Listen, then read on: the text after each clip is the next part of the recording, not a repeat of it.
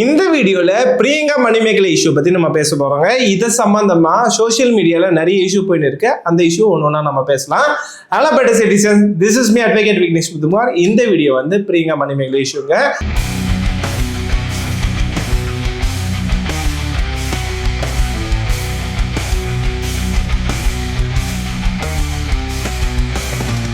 Priyanka Manimekalai issue வந்து almost பாக்குற எல்லாருக்குமே உங்களுக்கு தெரிஞ்சதாங்க. விஜய் டிவில குக் வித் கோமாளி ஷோவில் பாத்தீங்கன்னா பிரியங்கா வந்து குக்கா இருந்திருக்காங்க, மணிமேகலை வந்து ஆங்கரா இருந்திருக்காங்க.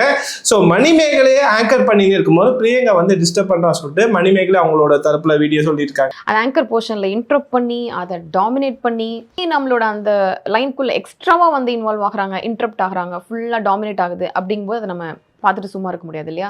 இது சம்பந்தமா மணிமேகலை அங்க வந்து ரிசைன் பண்ணிட்டு வேலையை விட்டு வந்துட்டான்னு சொல்லிட்டு அவங்க வீடியோல வந்து தெளிவா சொல்லியிருக்காங்க. அந்த ஷோல உண்மையிலே என்ன நடந்திருக்கும்னு சொல்லிட்டு பாக்குற உங்களுக்கும் சரி எனக்கும் சரி கரெக்டா எக்ஸாக்டா தெரியாதுங்க. ஏன்னா அந்த ஷோல யார் யாரெல்லாம் இருந்திருக்காங்களோ அவங்க வந்து வெளியில சொன்னாதான் எது கரெக்ட் எது தப்புன்னு சொல்லிட்டு நம்மளுக்கு தெரிய வரும். இன்கேஸ் மணிமேகலை சொல்றது உண்மையா இருந்துச்சுன்னா இந்த மாதிரி ப்ராப்ளத்தை நீங்க ஃபேஸ் பண்ணீங்கன்னா லீகலா நீங்க என்ன பண்ணணும் சொல்லிட்டு தான் நம்ம சேனல்ல சொல்ல போறோங்க. இன்கேஸ் நீங்க ஒர்க் பண்றதுல நீங்க மணிமேகலை வந்துட்டு பிரியங்கா ஒருத்தவங்க வந்து உங்களை டிஸ்டர்ப் பண்ணியிருந்தாங்க, நீங்க வேலை பண்ணும்போது டிஸ்டர்ப் பண்ணியிருந்தாங்கன்னா, நீங்க ஒரு கம்பெனில ஒர்க் பண்ணீங்கன்னா அந்த மாதிரி யாராவது டிஸ்டர்ப் பண்ணானா நீங்க ஃபர்ஸ்ட் என்ன பண்ணணும் பாத்தீங்கன்னா, ரூல் படி என்ன பண்ணணும்னு பாத்தீங்கன்னா அந்த பர்சனை டீம் லீடரோ இல்ல மேனேஜர் கிட்ட நீங்க இன்ஃபார்ம் பண்ணணும், ரிப்போர்ட் பண்ணணும். அந்த மேனேஜர் என்னன்னு பண்ண பாத்தீங்கன்னா ஃபர்ஸ்ட் வந்து வார்னிங் கொடுப்பாரு, ஓரல் வார்னிங் கொடுப்பாரு, வெர்பல் வார்னிங் கொடுப்பாரு. அதுக்கப்புறம் கண்டினியூஸா அவர் பண்ணியிருந்தானா ரிட்டன் வார்னிங் கொடுப்பாரு. அதுக்கப்புறம் திருப்பி பண்ணியிருந்தானா ஹெச்ஆர் கிட்ட கம்ப்ளைண்ட் பண்ணி ஹெச்ஆர் மூலியமா வார்னிங் கொடுப்பாரு. அதுக்கப்புறம் திருப்பி பண்ணியிருந்தானா டெர்மினேட் பண்ணிடுவாங்க. அந்த டிஸ்டர்ப் பண்ற பர்சன் உங்களை டிஸ்டர்ப் பண்ணியிருந்தா பாத்தீங்கன்னா அந்த பர்சன் வந்து டெர்மினேட் பண்ணுவாங்க. இது எல்லாமே உங்களோட எம்ப்ளாயி ரைட்ஸ். இதையும் நீங்க தெரிஞ்சுக்கோங்க. நான் இந்த வீடியோ எடுக்கிறதுக்கு முன்னாடி தான் என்னோட ஃப்ரெண்ட் ஒரு மேனேஜர் இருந்தாரு, அவருக்கு நான் கால் பண்ணி கான்டாக்ட் பண்ணி கிராஸ் வெரிஃபை பண்ணி இந்த விஷயத்தை அவங்ககிட்ட சொல்றேன். இதையும் நீங்க தெரிஞ்சுக்கோங்க. ஒருவேளை நீங்க கம்பெனில ஒர்க் பண்ணல, வேற ஒரு இடத்துல சாதாரண இடத்துல எல்லாம் ஒர்க் பண்றேன்னு நினைச்சீங்கன்னா எல்லா இடத்துலயும் பாத்தீங்கன்னா இன்சார்ஜ் பர்சன் இருப்பாங்க, இல்லைன்னா மேனேஜர்னு இருப்பாரு. யாராவது ஒருத்தர் ஒன்று இந்த மாதிரி எம்ப்ளாயோ இல்லை லேபரோ வந்து உங்களை டிஸ்டர்ப் பண்ணானா அந்த இன்சார்ஜ் பர்சன் கிட்ட தான் நீங்க சொல்லணும். அந்த இன்சார்ஜ் பர்சனோ அந்த மேனேஜர் கிட்டே நீங்க கம்ப்ளைண்ட் பண்ணீங்கன்னா கண்டிப்பா அவங்க ஆக்ஷன் எடுப்பாங்க. ஆல்மோஸ்ட் எல்லாருமே ஆக்ஷன் எடுப்பாங்க.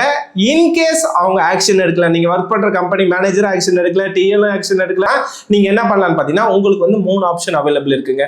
ஒன்னு வந்து உங்ககிட்ட ப்ராப்பரான எவிடன்ஸ் எல்லா எவிடன்ஸும் நீங்க கலெக்ட் பண்ணி அவங்க மேல வந்து நீங்க கோர்ட்ல கேஸ் ஃபைல் பண்ணலாம், லேபர் கோர்ட்லயோ இல்ல கன்சர்ன் கோர்ட்லயோ வந்து அவங்க மேல கேஸ் ஃபைல் பண்ணலாம். செகண்ட் ஆப்ஷன் வந்து இவங்க இப்படி இருக்காங்களே, சோ எனக்கு யாருமே சப்போர்ட் பண்ணல சொல்லிட்டு அந்த இடத்துல இருந்து நம்ம குயிட் பண்ணி வெளியில வரலாம். தேர்ட் ஆப்ஷன் வந்து நம்ம அட்ஜஸ்ட் பண்ணிட்டு சோ நம்மளுக்குன்னு ஒரு பேக்கப் ரெடி பண்ணிட்டு அது வரைக்கும் ஒர்க் பண்ணிட்டு அங்க வந்து அட்ஜஸ்ட் பண்ணிட்டு இருக்கலாம். சோ 3 ஆப்ஷன் அவைலபிள் இருக்குங்க. சோ அதுல எது நீங்க சூஸ் பண்றீங்களோ அதை நீங்க பண்ணிக்கலாம். அதே மாதிரி நீங்க ஒர்க் பண்ற கம்பெனில ஒரு நாள் உங்களுக்கு பிரச்சனை வந்துச்சுன்னா அவர்கிட்ட நீங்க டைரக்டா ஃபர்ஸ்ட் பேசக்கூடாதுங்க. நீங்க யார்கிட்ட ஃபர்ஸ்ட் பேசணும்னா டிஎல் கிட்ட கம்ப்ளைண்ட் பண்ணணும், இல்லைன்னா மேனேஜர் கிட்ட கம்ப்ளைண்ட் பண்ணணும், இல்லைன்னா ஹெச்ஆர் கிட்ட கம்ப்ளைண்ட் பண்ணணும். நீங்களா அந்த பிரச்சனை பண்றவங்க கிட்ட பேசக்கூடாது. பேசுனீங்கன்னா உங்க மேலேயும் தப்பாயிடும். சோ இது வந்து ரூல்ங்க. ஏன்னா 2 பேரும் பிரச்சனை பண்ணிக்கூடாதுதான் அங்க டிஎல் அங்க ஒரு சிஸ்டம் வச்சிருக்காங்க. சோ கிரீவியன்ஸ் செல்ஸ் வச்சிருக்காங்க. அவங்க மூலியமா நீங்க கம்ப்ளைண்ட் கொடுக்கணும் தவிர சோ நீங்களா 2 பேரும் வந்து பிரச்சனை பேசக்கூடாது. என்ன பொறுத்த வரைக்கும் மணிமேகலை பிரியங்கா இஷ்யூ வந்து அவங்களோட தனிப்பட்ட இஷ்யூங்க. அவங்க 2 பேரோட இண்டிவிஜுவல் இஷ்யூ தான் இது, சோஷியல் இஷ்யூ இல்ல. So cook with Comali show எப்படிப்பட்ட ஷோன்னு பாத்தீங்கன்னா அங்க இருக்க ஜட்ஜஸே சிலர் தான் ஆங்கரிங் பண்ணிட்டு இருப்பாங்க.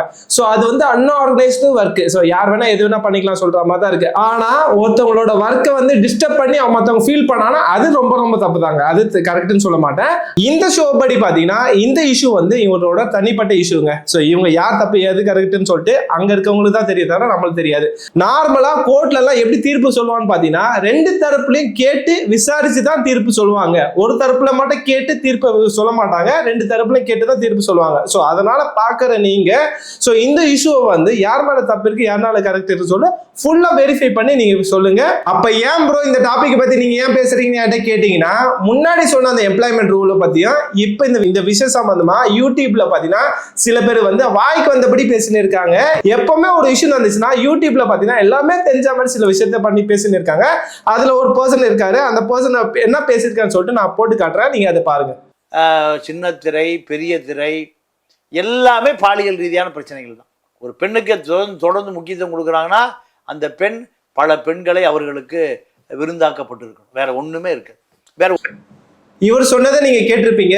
மீடியால ஒரு பொண்ணு மேல வந்தாலே அந்த பொண்ணு சில விஷயத்த தப்பா பண்ணிட்டு தான் மேல வந்திருப்பான்னு சொல்லிட்டு ரொம்பவே வாய் கூசாம இந்த வீடியோவை பேசியிருக்காரு. இவர் என்னமோ பக்கத்துல இருந்து பார்த்துட்டு வந்த மாதிரி இந்த விஷயத்தெல்லாம் பேசின்னு இருக்காரு. அந்த ஆங்கர் என்ன கொஸ்டின் கேட்கறான்னு அதையும் நான் போட்டுறேன், அதையும் நீங்க கேளுங்க. அப்ப பிரியங்காவும் அட்ஜஸ்ட்மெண்ட் பண்ணிட்டு விஜய் டிவில வந்து தன் கைக்குள்ள வச்சிருக்காங்க அப்படின்னு சொல்லலாமா So, அந்த லேடி ஆங்கரும் வந்து அந்த குறிப்பிட்ட அந்த நபர் வந்து அட்ஜஸ்ட்மெண்ட் பண்ணிட்டு தான் இவங்க டாப்ல இருக்காங்களான்னு சொல்லிட்டு கேட்குறாங்க. அதுக்கு இவர் ஆன்சர் சொல்லிட்டு இருக்காரு. ஸோ இப்படிப்பட்ட இன்டர்வியூ வந்து கிட்டத்தட்ட 5 லட்சம் பேர் பார்த்துருக்காங்க.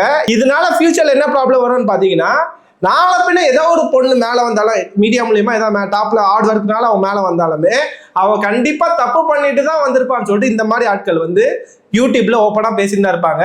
இந்த விஷயம் வந்து பாத்தீங்கன்னா ரொம்ப ரொம்ப சட்டப்படி ரொம்ப ரொம்ப தப்பு. இப்ப சவுக்கு சங்கர் வந்து ஜெயில இருக்கிறது காரணம் எதுக்குன்னு பாத்தீங்கன்னா, உமன் போலீஸ் வந்து தப்பா அட்ஜஸ்ட்மெண்ட் பண்ணியிருப்பாங்க, அதனாலதான் அவங்க அப்படி இருக்காங்கன்னு சொல்லிட்டு சொன்னனாலதான் அந்த ஒரு விஷயத்துக்காக தான் அவர் வந்து கிட்டத்தட்ட 16 எஃப்ஐஆர் அவர் மேல ரெஜிஸ்டர் பண்ணியிருந்தாங்க. ஸோ இந்த விஷயத்துக்காக மட்டும்தான் அவர் மேல 16 எஃப்ஐஆர் ரெஜிஸ்டர் பண்ணாங்க. ஒண்ணுமா அவர் ஜெயிலில் இருக்காரு. அது சம்பந்தமா ஃபிலிக்ஸ் அவர் இன்டர்வியூ எடுத்த பார்த்தீங்கன்னா அவர் மேலேயும் கேஸ் ரெஜிஸ்டர் பண்ணியிருந்தாங்க. ஸோ அவங்க வந்து அந்த வேர்டு சொன்னதுக்காக தான் அவர் மேலே கேஸ் ரெஜிஸ்டர் பண்ணியிருந்தாங்க. இப்போ பார்த்தீங்கன்னா இவர் வந்து இந்த விஷயத்துக்காக ஒரு பொண்ணு வந்து மேலே வந்தாங்கன்னா கண்டிப்பா அட்ஜஸ்ட் பண்ணி தப்பான வேலை பண்ணிட்டு தான் வந்திருப்பான்னு சொல்லிட்டு ரொம்ப அழுத்தமா சொல்லியிருக்காரு. ஸோ அப்ப சோசியல் மீடியால பாத்தீங்கன்னா ஒருத்தவங்களுக்கு ஒரு ரூலா இருக்கு, இன்னொருத்தவங்களும் ஒரு ரூலா இருக்கு. கண்டிப்பா போலீஸ் வந்து இவர் மேல கேஸ் ரெஜிஸ்டர் பண்ணிருக்காங்க. எப்படி உமன் போலீஸ் சொல்லும் போது சவுக்கு சங்கர் அவர்கள் மேல வந்து கேஸ் ரெஜிஸ்டர் பண்றாங்களோ அதே மாதிரி தான் இப்போ உமன் வந்து தப்பா தான் பேசியிருக்காரு. சினிமா ஆக்டர்ஸும் தப்பா பேசியிருக்காரு, சின்ன திரையை பத்தி தப்பா பேசியிருக்காரு, அவர் ஜேர்னலிஸ்டும் சொல்லியிருக்காரு. ஸோ இவர் என்னமோ எல்லா விஷயமும் பார்த்த மாதிரி எல்லாத்தையும் இன்டர்வியூ கொடுத்துன்னு இருக்காரு. அப்ப எனக்கு புரிய மாட்டேதுங்க. ஒரு உமன் வந்து கஷ்டப்பட்டு மேல வந்தானா இவங்க நான் பிரியங்காவுக்கு சப்போர்ட் பண்ணலங்க. ஒரு மீடியால ஒரு உமன் வந்து மேல வந்தானா அவங்க தப்பா தான் பண்ணிட்டு வந்திருப்பாங்களா? ஒரு இஷ்யூனா இஷ்யூ பத்தி தானே பேசணும். ஏன் அவங்க பர்சனலை பத்தி பேசிட்டு இருக்காங்க? இவங்களுக்கு என்ன ரைட்ஸ் இருக்கு? சுப்ரீம் கோர்ட்ல ஒரு ரூல் இருக்குங்க. ஆசோசியேஷன் பண்றாங்க பாத்தீங்களா, அவங்களே டிக்னிட்டியா மெயின்டைன் பண்ணணும், அவங்கள வந்து தப்பா பேசக்கூடாது, அவங்களே டிக்னிட்டியா மெயின்டைன் பண்ண சொல்லிட்டு ஒரு ரூல் இருக்கு. ஸோ அது ஆல்ரெடி அதுக்கு ஜட்மெண்ட்டும் இருக்கு. எல்லாருக்குமே ரைட் டு பிரைவசின்னு சொல்லிட்டு ஒரு ரூல் இருக்கு ஆர்டிகல் 21 படி. ஸோ அந்த ரூல்லாம் இவங்க வைலேட் பண்ணி அசால்ட்டா வந்து வியூஸ்க்காக லைக்ஸ்க்காக 5 லட்சம் பேர் பார்த்துருக்காங்க. நாளைக்கு ஏதோ ஒரு மீடியால வந்து ஒரு பொண்ணு டாப் லெவலில் வந்தாங்கன்னா அந்த பொண்ணு கண்டிப்பா தப்பான வேலைக்கு பண்ணி தப்பா வந்திருப்பான்னு சொல்லிட்டு எண்ணம் வந்திருக்கோம்ல இவங்க சொல்றதுனால. எங்க ஏதோ ஒரு பிரச்சனை வந்தாலுமே ஃபர்ஸ்ட் அவங்களோட பர்சனல்ல தான் பேசின்னு இருக்காங்க. சில பேர் வியூஸ்க்காக மட்டுமே இந்த விஷயத்த பண்ணிட்டு இருக்காங்க. இப்போ கூட ரீசெண்டா ஜெயம் ரவியோட டிவோர்ஸ் வரும்போது அவங்களோட ஒய்ஃபை பத்தி தப்பா பேசிட்டு இருக்காங்க. எதுக்கு அவங்க இதை பத்திலாம் பேசுறது? இதை இவங்க என்னமோ உண்மையில போய் பார்த்தா மாதிரி அது உண்மை மாதிரி பேசிட்டு இருக்காங்க. ஸோ பாக்குற நீங்க இதெல்லாம் என்டர்டெயின் பண்ணாதீங்க, இவங்க வீடியோஸ் எல்லாம் பார்க்காதீங்க. ஒருத்தவங்களோட பர்சனல் விஷயத்த பேசுறது சட்டப்படி தப்பு. பாதிக்கப்பட்டவங்க உண்மையிலே இவங்க மேல எல்லாம் கம்ப்ளைண்ட் கொடுக்கணும். கம்ப்ளைண்ட் கொடுக்க தான் இவங்க எல்லாம் ஜெயிலுக்கு போவாங்க. அடுத்தவங்க யாருமே இந்த சோசியல் மீடியால பேச மாட்டாங்க. இந்த மாதிரி சோசியல் மீடியால அடுத்தவங்க வந்து பர்சனல் லைஃபை பத்தி பேசக்கூடாது. ரூல் அதுதான் ரூல். சுப்ரீம் கோர்ட் அதுதான் சொல்லிட்டு இருக்காங்க. கொல்கட்டா கேஸ்ல சுப்ரீம் கோர்ட் வந்து ரைட் டு பிரைவசினால தான் அந்த விக்டிமோட இமேஜும் சரி விக்டிமோட டீடைல்ஸ் வந்து ரிமூவ் பண்ண சொன்னாங்க விக்கிபீடியால. ஸோ யாருக்குமே ரைட்ஸ் இல்லை மொத்தங்களோட பர்சனல் விஷயத்த பேசுறதுக்கு. இவங்க பாட்டு இவங்க வந்து பொண்ணுங்கனாவே அட்ஜஸ்ட் பண்றதுதான், ஸோ இந்த மீடியால இருந்தாவே இப்படிதான் சொல்லிட்டு சொன்னாங்கன்னா அப்ப இந்த பாக்குற சின்ன சின்ன பசங்க வந்து அவங்க மைண்ட்ல எல்லாம் தப்பா தானே போய் ரெக்கார்ட் ஆகும். ஸோ மற்றவங்களோட பர்சனல் லைஃபை பேசுறதுக்கு யாருக்குமே ரைட்ஸ் இல்லை. இதுதான் லா சொல்லுது கிளியரா. இன்னொரு விஷயம் என்ன நடக்குது பாத்தீங்கன்னா, இவங்க 2 பேர் பிரியங்காவும் மணிமேகலாவும் பேசின மாதிரி ஆடியோ கிளிப்பை வந்து ஸ்ப்ரெட் பண்ணிட்டு இருக்காங்க எடிட் பண்ணிட்டு. இது மாதிரி ஓவரா பேசிட்டு இருக்கீங்க. அறிவாளித்தனம். ஏன் பெருவா பேசுறீங்க? உனக்கு என்ன பிரச்சனை? ஒரு நாள் இவளோட விஷயத்துல எதுக்குமே நான் வந்து போட்டி போட ரொம்ப டவரா பேசிட்டு வேலை வச்சுக்காதீங்க. இது மாதிரி ஓவரா பேசிட்டு இருக்கீங்க. அறிவாளித்தனம். ஏன் பெருவா பேசுறீங்க? உனக்கு என்ன பிரச்சனை? ஒரு நாள் இவளோட விஷயத்துல எதுக்குமே நான் வந்து போட்டி போட ரொம்ப டவரா பேசிட்டு வேலை வச்சுக்காதீங்க. ஸோ அது எல்லாமே பாதிக்கப்பட்டவங்க உண்மையிலே கம்ப்ளைண்ட் கொடுத்தாங்கன்னா அந்த யூடியூப் சேனல்லாம் சரி அந்த யாரெல்லாம் பேசியிருக்காங்களோ அவங்க மேலாம் கண்டிப்பாக கேஸ் ரிஜிஸ்டர் ஆகும். அவங்களோட வீடியோ எவிடன்ஸ் வச்சு கண்டிப்பா ஜட்ஜஸ் தான் அவங்களுக்கு பனிஷ்மெண்ட் கொடுப்பாங்க. மற்றவங்களோட பிரைவசி வந்து பிரேக் பண்றதே சட்டப்படி தப்புங்க. இது யாருக்குமே தெரிய மாட்டுது. இவ்வளவு பெரிய நியூஸ் ஒரு ஜேர்னலிஸ்ட் வரை இவரு வந்து சொல்லியிருக்காரு. இந்த மாதிரி பேசினா ஜேர்னலிஸ்டா? ஒரு உமனை பத்தி தப்பா பேசுறது ஜேர்னலிஸ்டா? ஃபர்ஸ்ட் ஜேர்னலிஸ்டா என்னங்க? பொலிட்டிஷியனுக்கு தப்பு பண்ணானா அதை மக்கள்கிட்ட காட்டுறது தான். இப்ப ஸ்கூல்ல போயிட்டு முன் ஜென்மத்துல நீ வந்து பாவம் பண்ணனாலதான் ஹேண்டிகேப்பா பிறகுற நீ வந்து ஊனமா பிறகுறன்னு சொல்லிட்டு சொல்றான் பாத்தீங்களா, அதுதான் சோசியலிசம். அவரை பத்தி நீங்க பேசதான் இனிமேட்டு அவ ஸ்கூல்ல போயிட்டு யாருமே இந்த மாதிரி விஷயத்த பேச மாட்டாங்க, எங்கேயும் இதை பத்தி பேச மாட்டாங்க.